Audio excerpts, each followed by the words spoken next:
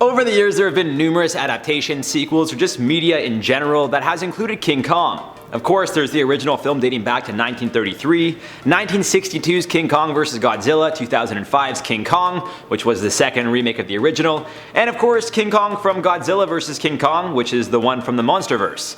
And that doesn't even cover all the Kongs that we've seen over the last 9 decades or so. Point being, there are numerous versions of King Kong, and with the movie just days away from release, we thought why not compare each one and determine which is truly the king of all Kongs.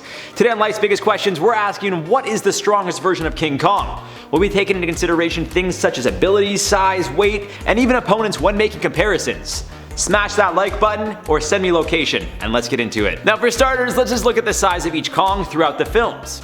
Issue here will be determining if we're going to use the actual size of the physical mechanical machine made for the film, or if we're going to use the size they tried to incorporate in the script. For example, in 1933's original film, King Kong, the actual mechanical beast used in the film was approximately 18 feet on Skull Island and 24 feet in New York. However, in the film, Kong at one point was depicted to be between 50 to 60 feet, yet RKO, the film company who produced the film, used promotional material claiming the beast was 50 feet tall.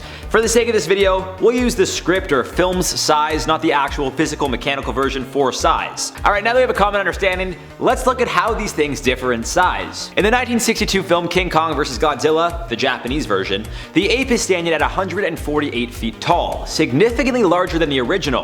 In 1967 King Kong Escapes, the beast is only 66 feet, and in the first remake, 1976's King Kong, the beast is only 55 feet.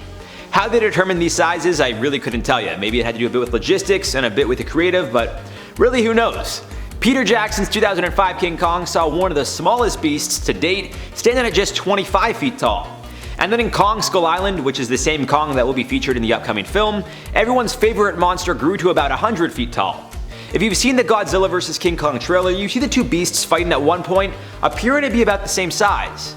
And in Kong Skull Island, I mentioned how Kong was about 100 feet tall. That being said, it's important to note he was just a teenager and was expected to continue growing. In Godzilla King of the Monsters, which takes place in the same Monsterverse as Kong Skull Island, and of course the upcoming film, the giant lizard is somewhere between 350 to 400 feet tall. Meaning in this upcoming film, assuming that Godzilla's size has stayed the same, Kong would need to be equally as large. Point being, up until the Godzilla vs. King Kong film, it seems the 1962 version of King Kong, from the movie with the same name, was the largest. Actually, the 1962 version is King Kong vs. Godzilla, and this year's film is Godzilla vs. King Kong, so I guess there is a difference there. Either way, it's clear the largest version of King Kong over the years is the one we'll be watching on our screens in coming days. Yet just because there is a significant size advantage over the rest, doesn't necessarily mean he's the strongest. Sure, he may have the size and the physical strength, but until we see the film itself, we don't truly know how strong this King Kong really is. And I say that because when comparing strength, well, it seems the two that would be comparable would be the Kong from the 1962 version and the Kong from a present day Godzilla vs. King Kong film. Again, the present day Kong has a significant size advantage. We're talking about triple the size of the 1962 version. That being said, Toho, the production company who made the original King Kong vs. Godzilla, has come forth saying that Kong was supposed to win. This has been debated by fans over the years, but if the production company had plans for Kong to win, that would clearly mean he's stronger than Godzilla.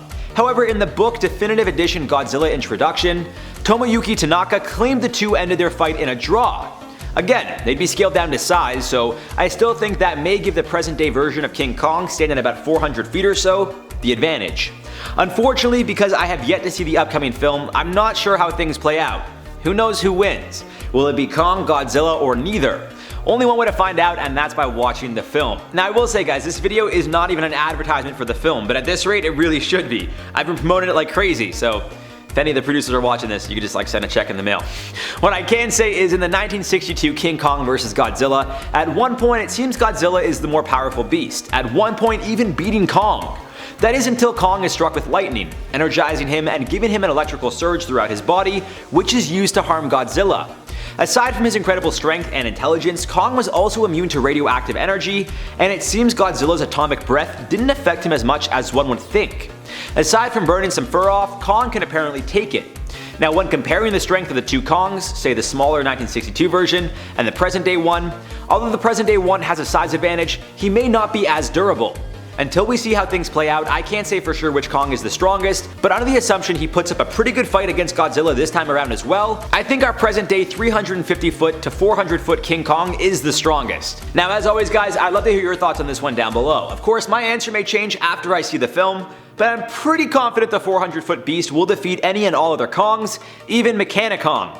If you know what I'm talking about, you know exactly what I'm talking about. For now, let's reply to some comments from the video. How much money does Mr. Beast have? James the Dashun said, what is he hiding in that mustache? Well, you're talking about Mr. Beast, because Keegan hosted that video, so you're talking about Mr. Beast. He hides all of his secrets, and in my beard, well, I can't tell you what I hide, but it's like it's a mystical world.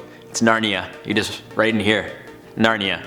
Fox Jake said, who would win in a fight, Markiplier or Mr. Beast? Markiplier without a doubt. Like, he's actually kind of jacked. No disrespect to Mr. Beast, I'm sure he's a great guy, I like him a lot. But he's like lanky. He's like 6'2", probably weighs like 150. He's not that, like, he doesn't look built. Markiplier looks pretty jacked. Like, he looks like he could, you know, he could knock somebody out 100%, so he would win that fight, no doubt. Ash King said, Mr. Beast is popular in universe. He is in contact with aliens. Maybe that's what he's hiding in that mustache. Maybe that's his communication device to speak with the aliens. Maybe he twirls the mustache or rubs it, and then the aliens, I don't know. I mean, you're the one that commented that. What do you want me to say to that? Alright guys, that's all for this one. I've been your host, Jared Bronstein, and we'll see you guys soon. James the Dashun said, oh, I looked up how to say it too. I have one. I have a dog. Is it? It's not Dashhound though. I looked it up. It's Dashund. I think it's Dashund is how you say it. I used to say dash hound, but it's not, because that's not hound. You don't spell hound like that. Some people say dash hound, but I think it's dashund. I think that's how you say it.